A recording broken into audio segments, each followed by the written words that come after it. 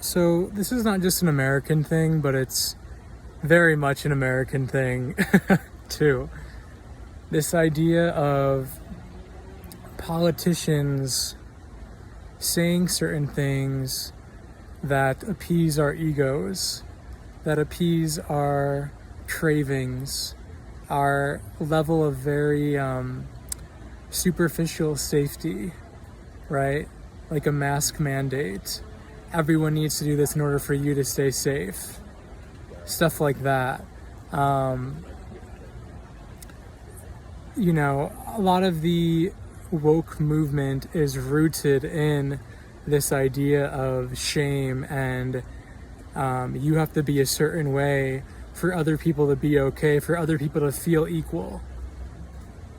When at the core of it, that feeling of equality and a society that moves towards true equality, true, treating people with just basic human respect is an inner game.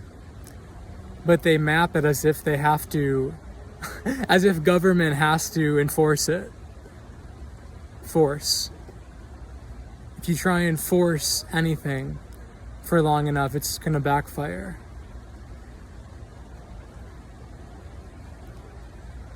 There's this notion, especially in America, especially now with the election coming up, of,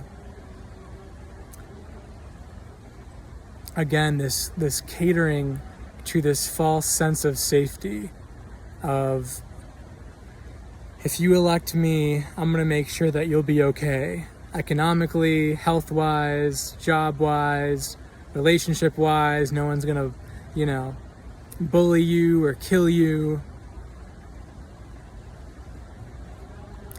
And so much of this, energy-wise, is such a facade.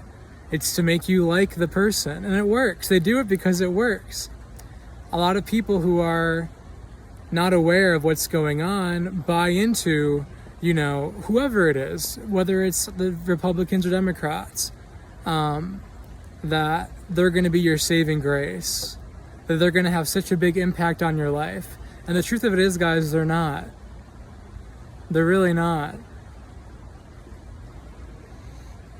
Now, do they have some sway in kind of collective policy? Yes, but in terms of your own individual life, that's up to you. No matter what happens on the government level, even with all the crazy mandates being rolled out the past 6 months, it ultimately comes down to you and how you make choices in your life, what your perceptions are in life. Because at the end of the day, there's no such thing as external safety if you don't feel safe inside. They're trying to appeal to the same parts of you that runs to Netflix and shopping on Amazon, and that, buries your feelings in food and drugs and sex and these very primal cravings that we have to avoid pain, to avoid feeling negative sensations in our body. And they know this. That's why some of them don't even do it necessarily maliciously. Some do. But, you just subconsciously, we know this as human beings, that this works. That this catering to these parts of ourselves that feel so fragile, even if it's not true, right? You have a lot of politicians pushing, take the vaccine, you'll be healthy, you won't get the bad virus. When in reality, so many politicians, so many celebrities aren't at a point where they're energetically awake enough to even realize how limiting that viewpoint is of thinking just taking vaccines and pills your whole life, you're going to be healthy.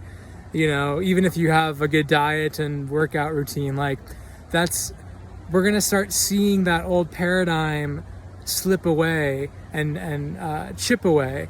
And